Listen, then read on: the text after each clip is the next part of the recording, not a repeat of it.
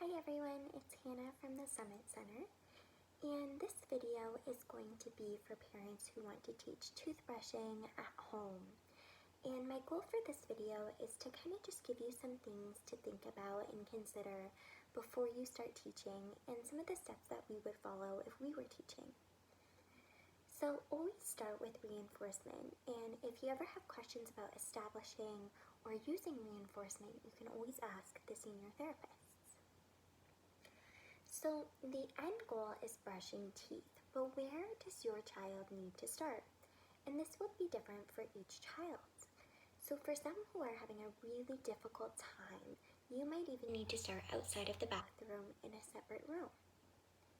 So you might need to start with just having your child sit at the kitchen table or in the living room and just be comfortable with you having the toothbrush without any toothpaste on it in their presence.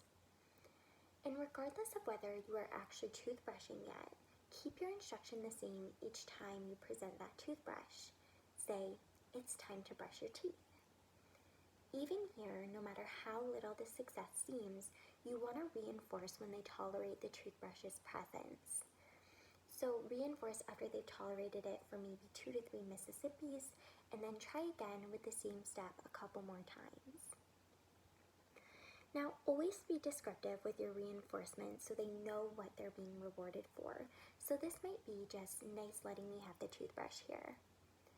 So try the same step a couple times, reinforcing after each time for a few days, even if you're getting success, because we don't want to push too far too soon. Try then to move on to the next step. So maybe you move into the bathroom now and have the toothbrush without any toothpaste again just next to you. Maybe one day they're less tolerable. That's okay. Reestablish your reinforcement, repeat your instruction, a nice try, time to brush your teeth, and then try again. Now some days you might have to go back a step. So maybe you're going back from the bathroom back to the kitchen or the living room to try to get that success and end on a positive. So remember that we don't want them to feel like they escaped a task by becoming upset, and that's why it's so important to end on a positive, even if we do have to go backwards. So in some cases, you might not be able to go backwards anymore. You may already be all the way backwards. So sometimes you may have to leave this task by having them do something completely unrelated to toothbrushing, like maybe even clapping their hands or something you know they'll be successful at, just so we can end on a positive note and on our own terms. So other steps you can go from here are to hold the toothbrush without toothpaste on it in front of them, maybe a foot away, and then maybe 6 inches, and then an inch, and then maybe we touch their lip, and then we add some toothpaste and touch their tooth or start brushing their teeth.